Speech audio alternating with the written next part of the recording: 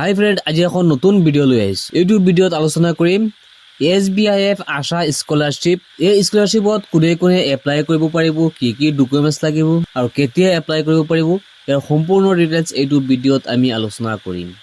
গতিকে ভিডিঅ'টো অলপ গুৰুত্বপূৰ্ণ হ'বলৈ ধৰিছে, আপোনালোকে ভিডিঅ'টো অলপ স্কিপ নকৰিব।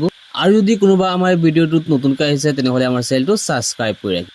বলক এতিয়া আমি আলোচনা কৰোঁ। হাতত থকা মোবাইলটো যিকোনো এখন ব্ৰাউজাৰ অপেন কৰিব, তাত লিখিব SBIF আশা স্কলাৰশ্বিপ লিখি চাৰ্চ কৰিব। আৰু ভিডিঅ'ৰ ডিছক্ৰিপশ্যনতো লিংকটো দিয়া থাকিব, তাত ক্লিক কৰিলে আপোনালোকে ডাইৰেক্ট এইটো পিছত আহি যাব পাৰিব। তাৰপিছত আপোনালোকে পাব SBIF Asha scholarship for school student 2023। এই লিংকটোত আপোনালোকে ক্লিক কৰি দিব। এই ৱেবছাইটটো অপেন হোৱাৰ পিছত ইয়াত আপোনালোকে পাব SBIF Asha scholarship program for school student 2023 for student for class 6 to 12, 6ৰ পৰা 12লৈকে এপ্লাই কৰিব পাৰিব। আৰু ইয়াৰ এৱাৰ্ডটো পাব 10,000 টকা বছৰি, 1 year। এই বছৰৰ বাবে 10,000 টকা পাব। স্কুল ডাউন কৰি অলপ তললৈ আহিলে ইয়াত পাব আপোনালোকে নেম অফ দ্য স্কলাৰশ্বিপ। স্কলাৰশ্বিপটোৰ নাম কি? নামটো হৈছে SBIF Asha scholarship for student 2023। Provider নেমটো আছে SBI প্ৰডাক্ট।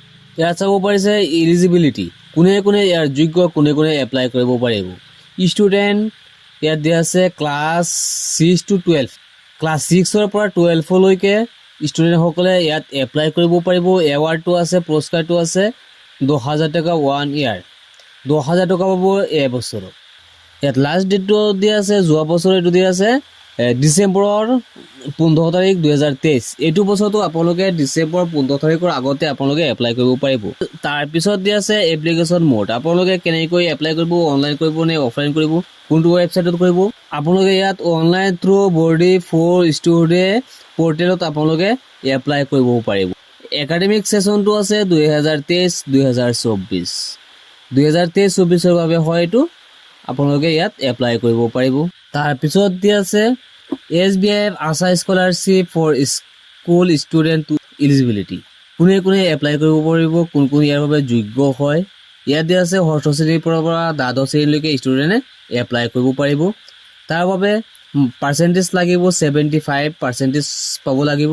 আৰু এনুৱেল ইনকাম যিটো আছে এইটো 3 লাখৰ তলত হ'ব লাগিব। যদি 3 লাখৰ ওপৰত এনুৱেল ইনকাম হয় ফেমিলিৰ, তেনেহ'লে এপ্লাই কৰিব নোৱাৰিব। আৰু তলত দিয়া আছে এৱাৰ্ড ডিটেইলছত দিয়া আছে এবছৰত 10,000 টকা পাব। তাৰপিছত দিয়া আছে SBIF আশা স্কলাৰশ্বিপ স্কুল ষ্টুডেণ্টটো এপ্লিকেশ্যনটো কেনেকৈ।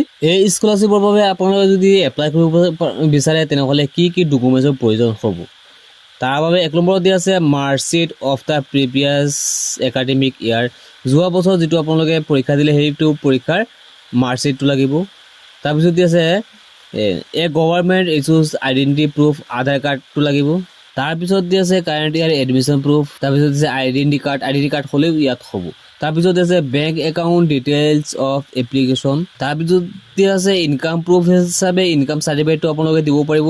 তাৰপিছত দিয়া আছে ফটোগ্ৰাফ অফ দ্য এপ্লিকেণ্ট, যিজনে এপ্লাই কৰিব তেওঁৰ ফটো লাগিব। নিশ্চয় ছাত্ৰ ছাত্ৰীসকলে গম পালে SBIF স্কলাৰশ্বিপত কোন কোন ছাত্ৰ ছাত্ৰীসকলে এপ্লাই কৰিব পাৰিব। মই আকৌ কৈ আছোঁ, 6ৰ পৰা 12লৈকে ষ্টুডেণ্টসকলে এপ্লাই কৰিব পাৰিব। আৰু পাৰ্চেণ্টেজ লাগিব, 75% পাৰ্চেণ্টেজ লাগিব। আৰু কি কি ডকুমেণ্টছ লাগিব আমি সকলোখিনি এইটো ভিডিঅ'ত আলোচনা কৰিলোঁ। আজিৰ ভিডিঅ'টো এইখিনি আছিলে, লগ হ'ব নেক্সট ভিডিঅ'ত।